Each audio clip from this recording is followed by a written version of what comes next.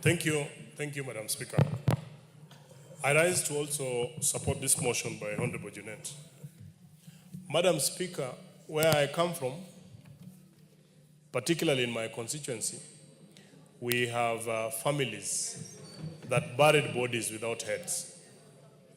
Madam Speaker, in my region, there are families that buried heads without their bodies.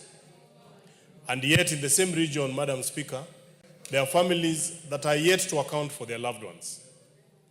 There are people whose children were butchered as they watched in Naivasha. There are people who have not recovered from what happened in 2007. Some had lived in certain regions all their lives, gotten their children, established businesses, and had their life all going very well. But because of the post-election violence, Madam Speaker, of 2007, they have never known home, because even when they went back to their homes, they found they had no land, they had nowhere to settle. Madam Speaker, today we have IDPs who are yet even to be compensated. They have even petitioned this particular house that because of the actions that happened in 2007, they need to be compensated. That hasn't happened. Madam Speaker, in this country, different communities live in different parts of the country. And I actually dare say that the community where the former deputy president comes from, members of his community are all over the country, in different parts of this country. They have established businesses there. They have established families there. They are running their lives from those particular areas. That a leader like that can come and say that whatever happened in 2007, 2008 is like a Christmas party. To imagine that such a leader would want to be elected and that we are going to have many other Christmases with such an individual. I think in this particular house, Madam Speaker, we have never felt vindicated. We feel vindicated that the action we took to impeach the mistake of a deputy president that we had, we feel completely vindicated. Even if we were to rewind time, we would still do the same. Madam Speaker, as if that is not enough, subsequent statements from this very gentleman, like over the last weekend, he is now almost dictating the uniform, even the dress code of the people from his region. He is dictating who you are speaking to. He is going to dictate which church you are going to. He is going to dictate which car you are going to drive. He is going to dictate what food. Madam Speaker, I just want to tell Kenyans that no one should listen to Rigathi Gachagua. He is not only dangerous to this country, he is even dangerous to himself. In fact, part of the allegations when they were brought here to the assembly were issues to do with him having grabbed property from his family. We feel vindicated. I sympathize with the people that are, every other weekend behind this gentleman and saying that this is a leader we want for this country. I can tell you, the current president might have his own issues. And I dare say that the president that we have now will not solve all our problems, even if we gave him 15 years. But he's putting us on the right path to how our problems in this nation are actually going to be resolved. I want to condemn in the strongest terms, and I want to call upon the police every single day, including yesterday, when Rigathi Gachagua says that the president has set up a killer squad, it means he knows. He should be called to record a statement. He is not above the law, Madam Speaker. He is not above the law. In fact, I want to ask the leadership of this House, through you, Madam Speaker, that we call the Inspector General of Police to explain to us why is it that one Geoffrey Rigathi Gachagua has not recorded a statement and he continues to make insightful statements across this nation. I submit and I support.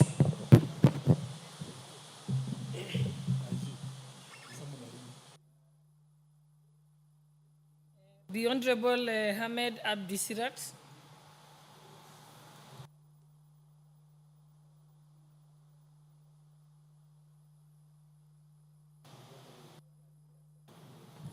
Thank you, Madam Speaker. I want to join this debate by condemning the utterances of the former Deputy President. Madam Speaker, it's a known fact that the Deputy President was impeached after he violated the Constitution of this country. We thought we have stopped this, a reckless person, but unfortunately, he has become more dangerous. This House has found that he was unfit to hold any office. But now we're also seeing he's unfit to live with the public, and he needs to be behind bars. We have laws in this, unfortunately, our laws in this country is applied selectively. If a small person commits small crimes, they are brutally arrested and charged. But when a figure, a leader, let me say, a reckless leader breaks the laws of this country, they are not taken to account for their actions. And that's unfair. Small crimes can be forgiven. But when somebody who calls himself a leader tries to blow off this country, tries to ban our country, he must be stopped. And I am appealing to our security agencies to arrest this gentleman and take him to court. I know some guys are fearing that maybe his community or this and that will bring something. We don't care. Kenyans are 42 communities in this country. And the law should be, applied the way it is, fair and square. Mine is to implore you, this House and the government, to take action before we lose our country. We have history of having virus in this country in the 2027. And it's known that we almost lost our country. We lost lives. We lost businesses and properties.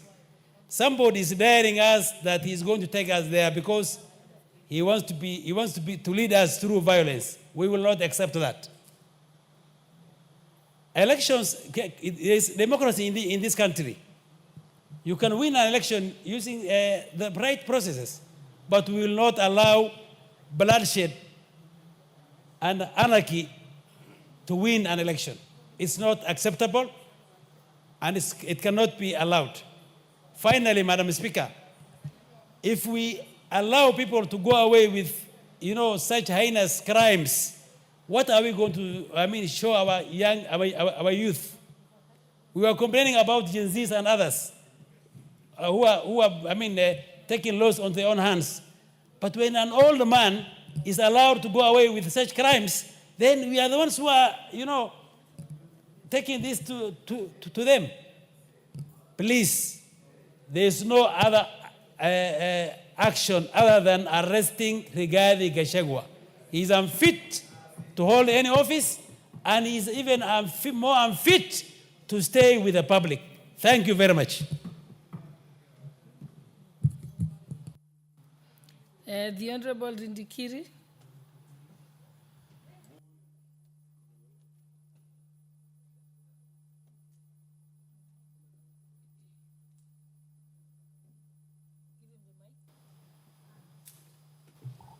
Thank you, Madam Speaker. I join my colleagues in condemning the actions, utterances, and unqualified statement by one Rigathi Gachagua. Mr. Speaker, this country, courtesy of our citizens, gave Gachagua an opportunity to serve as the Deputy President of this country. For 2 years, Madam Speaker, Gachagua never outed anyone to support the government or to execute on behalf of the presidency and the people of Kenya any developmental activity. Mr. Speaker, what Gachagua is known for is only one, talking about Mulima. Talking about Mulima. That has been his speech for 2 years. Mr. Gachagua is known for amassing wealth for 2 years. He never spoke about the poor of this country. He never stood to prosecute matters relating to our children. He never took time to execute any matter to do with our mothers. He never took time to execute any matters to do with the whole members of this country. Mr. Speaker, now this man was impeached, and the only thing that he can do is continuously insult people. Mr. Speaker, Gachagua's history on the media is insulting the president. Madam Speaker, Gachagua's statement on the media is insulting members of parliament. Madam Speaker, Gachagua's statement is insulting the same mothers who gave birth to him. That whatever empowerment that we are doing, we are just spending money without taking consideration of his views. Madam Speaker, this man is so selfish that we know for the time that he was in government, his activities were only to purchase hotels, to purchase land, to purchase expensive things. That was what he has been doing. Now the tap has been closed. Mr. Speaker, we cannot allow him to turn this country into war just because it's okay. Madam Speaker. Members, why are you raising your hands? Use your cards. Use your card.